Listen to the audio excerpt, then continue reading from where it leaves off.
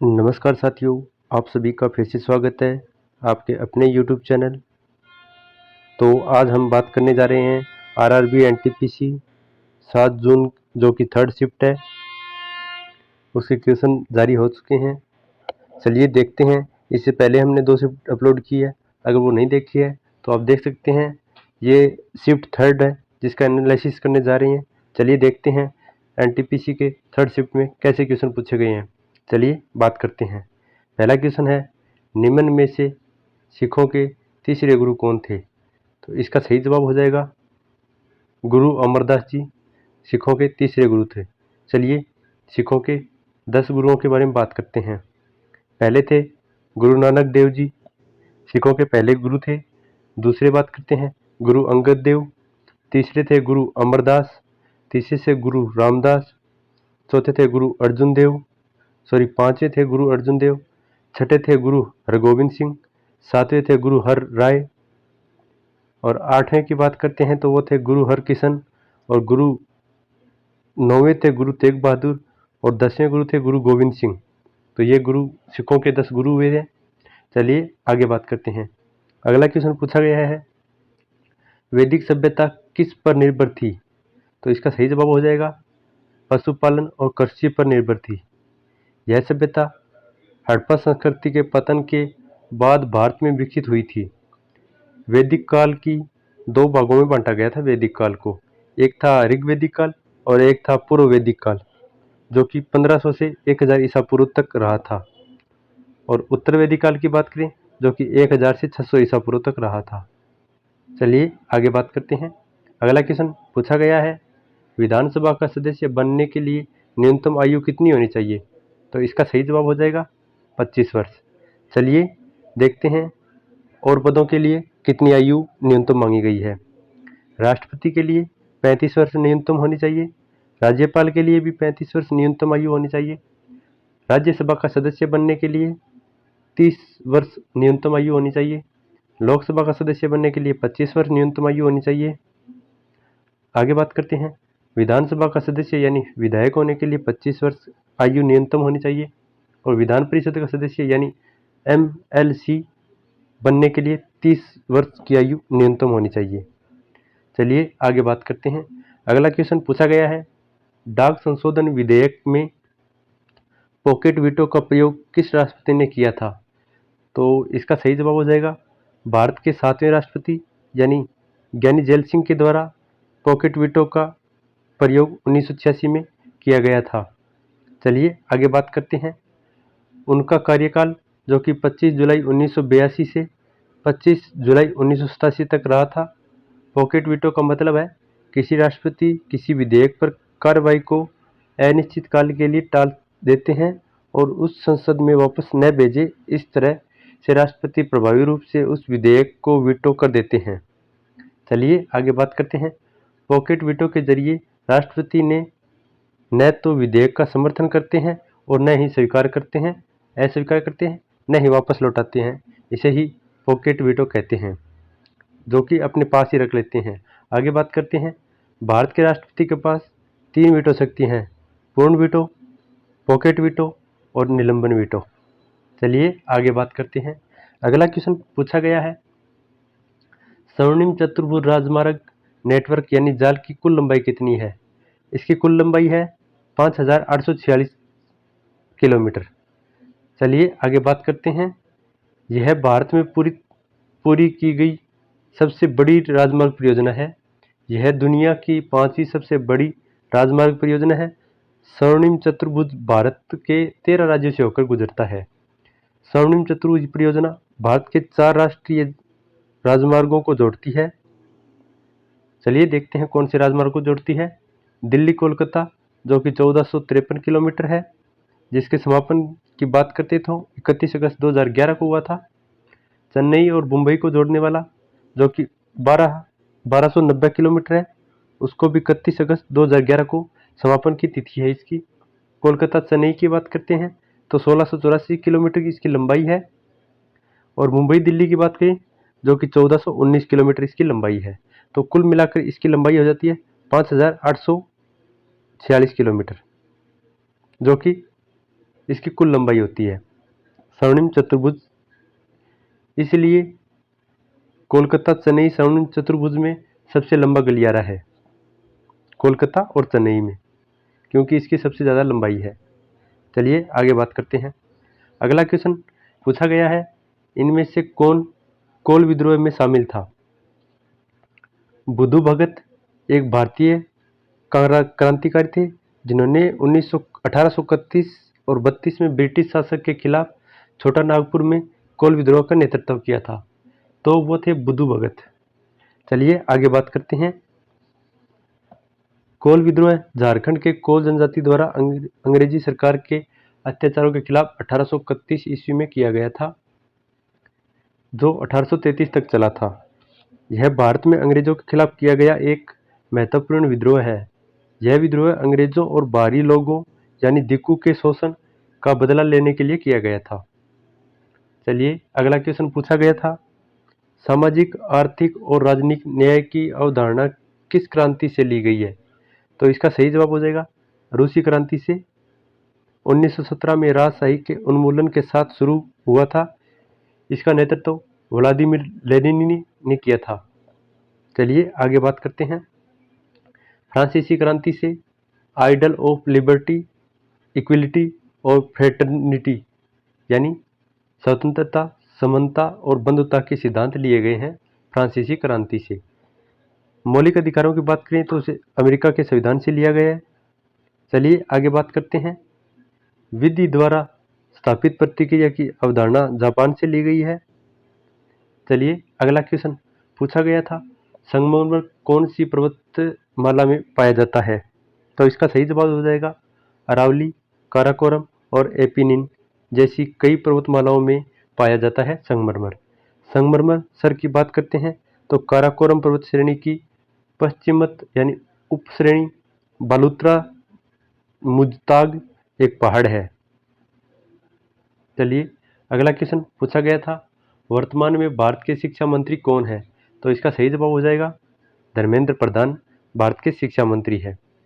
चलिए अगले क्वेश्चन पूछा गया था, किस संशोधन ने रियासतों के पूर्व शासकों की उपाधियों और विशेषाधिकारों को समाप्त कर दिया गया था? तो कौन सा संशोधन था जिसमें रियासतों के पूर्व शासकों की उपाधियों और विशेषाधिकारों को समाप्त कर दिया गया था?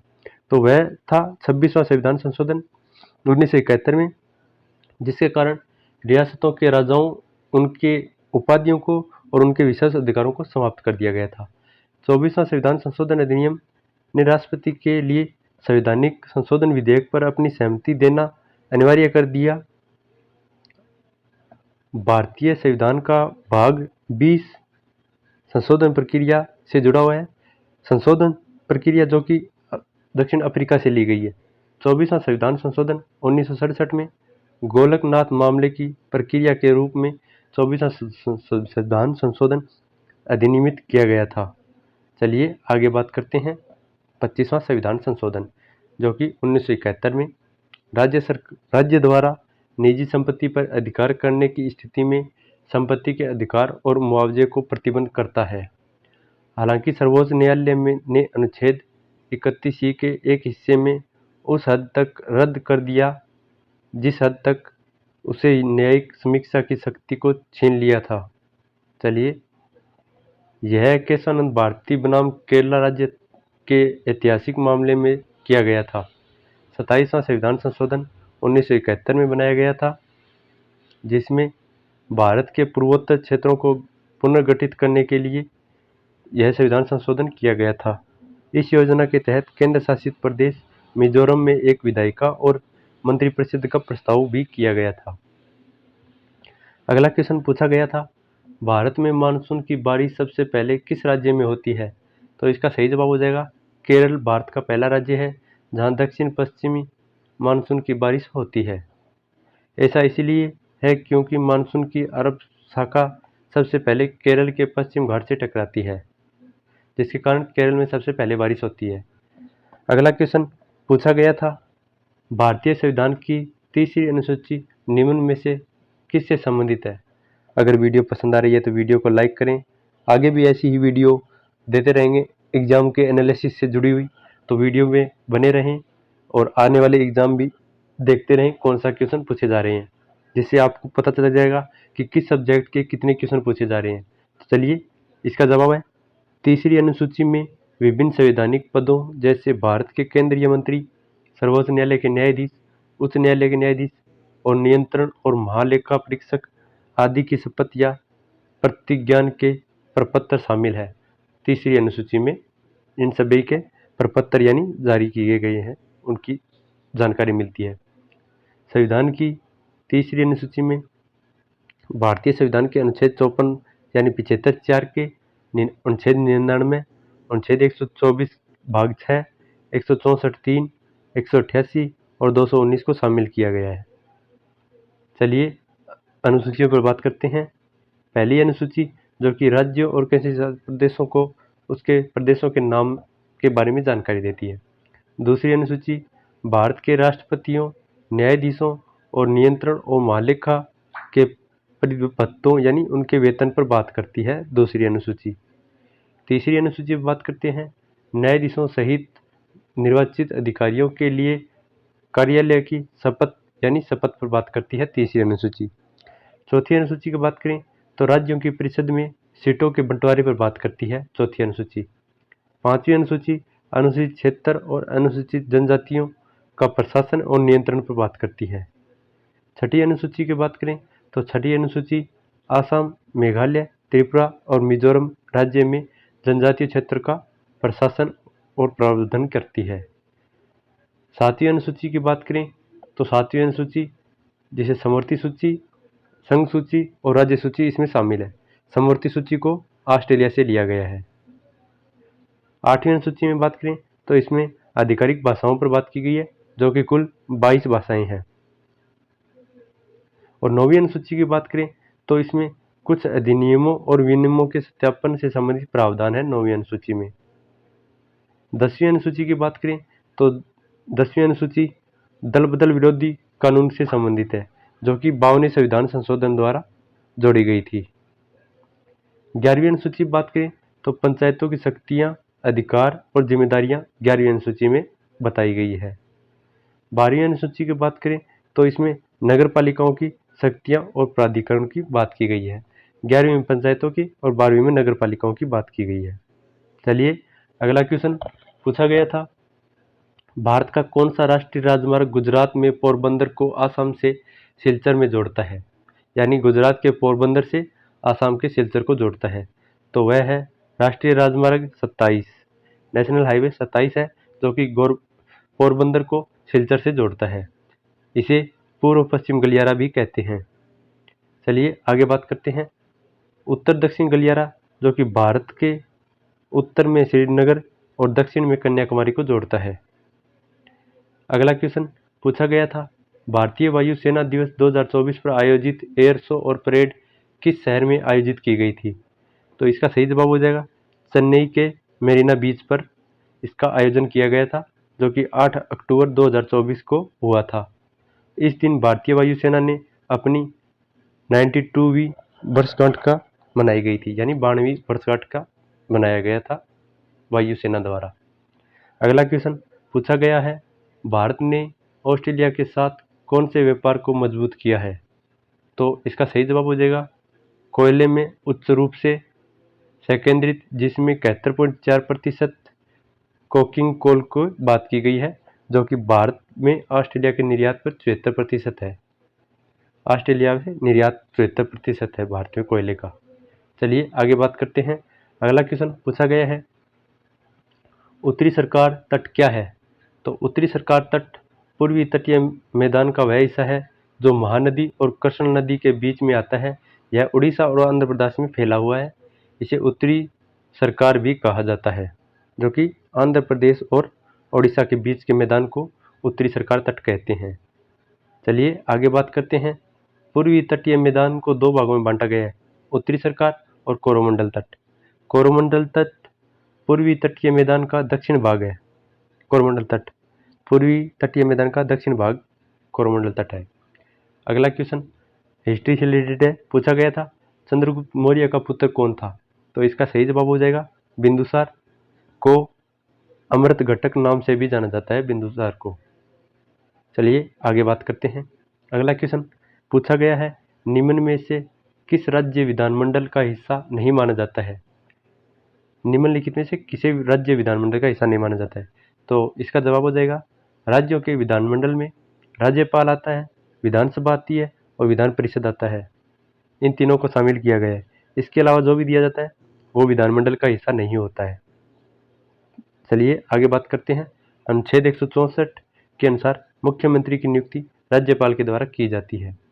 मुख्यमंत्री राज्य विधानमंडल का हिस्सा नहीं होता है, तो यह सही हो जाएगा, मुख्यमंत्री राज्य विधानमंडल का हिस्सा नहीं होता है। अगला क्वेश्चन पूछा गया था, नाना साहेब ने 1857 की क्रांति में कहाँ से अंग्रेजों के खिलाफ नेतृत्व किया था? तो इसका सही जवाब हो जाएगा, कानपुर में। नाना साहेब पेशवा बाजीराव द्वितीय के दत्तक पुत्र थे। उनका मूल नाम था धोंडू पंत। नाना साहेब का मूल नाम था धोंडू पंत। चलिए अगले क्वेश्चन पर बात करते हैं। अगला क्वेश्चन पूछा गया था, हिंदू कैलेंडर के मुताबिक शिवरात्रि का त्यौहार हर साल किस महीने में मनाया जाता है? तो इसका सही जवाब हो जाएगा, फाल्गुन महीने की कृष्ण पक्ष की चतुर्दशी को शिवरात्रि त्यौहार मनाया जाता है। इस दिन को महाशिवरात्रि के नाम से भी जाना जाता है। चलिए अगला क्वेश्चन पूछा गया था, गंगा सागर मेला भारत के किस राज्य में आयोजित किया जाता है? तो गंगा सागर मेला पश्चिम बंगाल के सागर द्वीप पर गंगा और बंगाल की खाड़ी पर बनाया जाता है। यह एक वार्षिक महोत्सव होता है, धार्मिक। अगला क्वेश्चन पूछा गया था, आज़ाद हिंद फौज का नेतृत्व किसने किया था? तो इसका सही जवाब हो जाएगा, नेताजी सुभाष चंद्र बोस ने 21 अक्टूबर 1943 को इसकी कमान संभाली थी। आज़ाद हिंद फौज की स्थापना 21 अक्टूबर 1943 को नेताजी सुभाष चंद्र बोस के द्वारा की गई थी। अगला पूछा गया था, तात्या टोपे का संबंध ग्वालियर की टुकड़ी से था। कौन सी टुकड़ी था यह पूछा गया था। वे 1857 की क्रांति के भारतीय विद्रोह के दौरान इस टुकड़ी के साथ आगे बढ़े थे। चलिए आगे बात करते हैं। आगे ये रीजनिंग के कुछ क्वेश्चन दिए हैं, जिस भी दोस्त ने लिखे हैं वो ज़रूर बताए, और ऐसे आप भी अपने क्वेश्चन भेज सकते हैं ताकि आने वाले बच्चों की हेल्प हो सके और उन्हें पता चल सके किस प्रकार के क्वेश्चन पूछे जा रहे हैं। तो उम्मीद है आपको वीडियो पसंद आई है। अगर वीडियो पसंद आई है तो वीडियो को लाइक करें और चैनल को सब्सक्राइब करें। आगे भी ऐसे ही एनालिसिस वीडियो आती रहेगी, तो चैनल के साथ बने रहें। धन्यवाद।